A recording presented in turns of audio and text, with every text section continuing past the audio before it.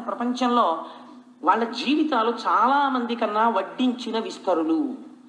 చాలా మంది ఈ దేశంలో మీరు ఎప్పుడైనా రాత్రి 2 గంటల వేళ, నేను అమలాపురంలో ఉపన్యాసాలు చెప్పి ఒకప్పుడు వస్తుండేవాడిని, వస్తుంటే మంచి శీతాకాలంలో పడుకొని ఉంటారు. అంతవరకు ఎందుకండి, నేను మొన్న తిరుపతి యాత్ర చేసి తిరుపతి నుంచి వస్తూ వస్తూ తిరుపతి రైల్వే స్టేషన్లో ప్లాట్ఫామ్ మీద ఒక చైర్లో కూర్చున్నాను, వెయిటింగ్ సీట్లో. ఆ రోజు శేషాద్రి బాగాలేదని ఒక వ్యక్తి శరీర ఛాయ తెల్లగా ఉంది. తల్లితో జ్ఞానప్రసూనామ్మ గారితో అన్నాను కూడా ఆ రోజున, కాళ్ళు కూడా మెరిసిపోతున్నాయి, ఇంతంత గడ్డాలు పెరిగిపోయి ముఖంలో తేజస్సు స్పష్టంగా కనపడుతోంది.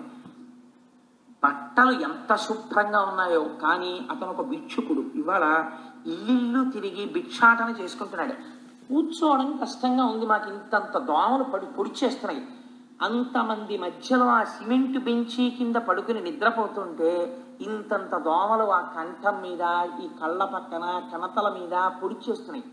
పొడిచేస్తుంటే అతను అలా నిద్రపోతుంటే ఉండుండి ఆ దోమని ఇలా కొట్టుకుంటుంటే నాకు అతని ముఖం వంక చూస్తుంటే ఎంత వేదాంతం జ్ఞాపకానికి వచ్చిందో.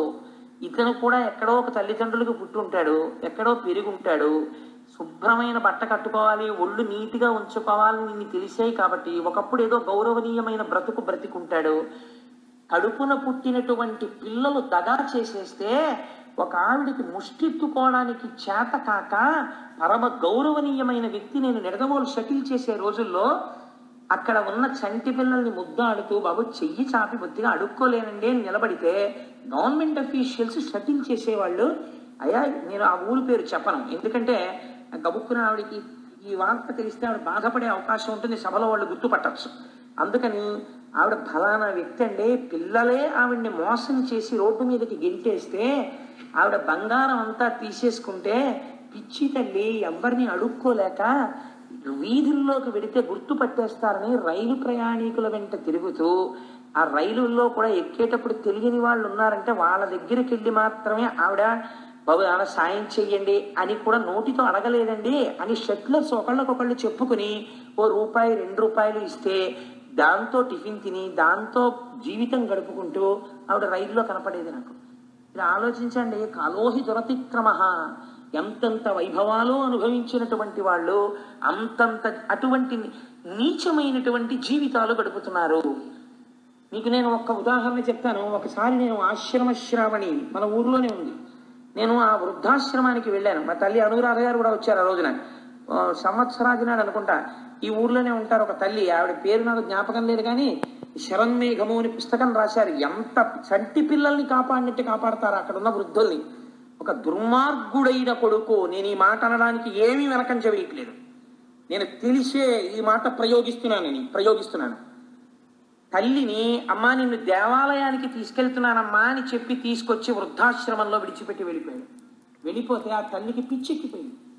ఆవిడ రోజు పెట్టి సర్దేసుకుని అన్నం తిని, మా అబ్బాయి వచ్చేస్తాడండి నేను వెళ్ళిపోతాను, మా అబ్బాయి వచ్చేస్తానండి నేను వెళ్ళిపోతాను అని ఇలా చెప్తూ ఉంటారు పాపం అందరికీ, వెళ్ళిన వాళ్ళకి. ఆ తల్లి మాకు చెప్పారు, మీకు గుర్తుంది కదమ్మా, ఏంటి పిల్ల వాళ్ళ అబ్బాయి తీసుకొచ్చి ఇలా దింపి వెళ్ళిపోయాడండి, ఆవిడకి పిచ్చి వచ్చేసింది. ఎవరిని నమ్ముతారు ప్రపంచంలో మీరు? ఆలోహి దురతిక్రమ. వాళ్ళకు వచ్చిన కష్టం కన్నా మీకు వచ్చిన కష్టాలు పెద్దవా?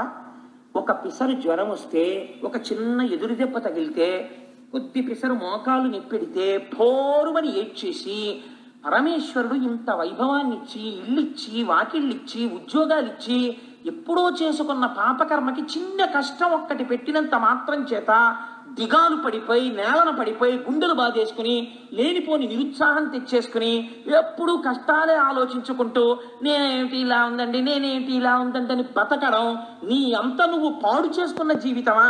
ఈశ్వరుడిచ్చినటువంటి ఉజ్వలమైన జీవితాన్ని నువ్వు నాశనం చేసుకుంటున్నావా? ఒక్కసారి భీష్ముడి స్తోత్రం చదువు.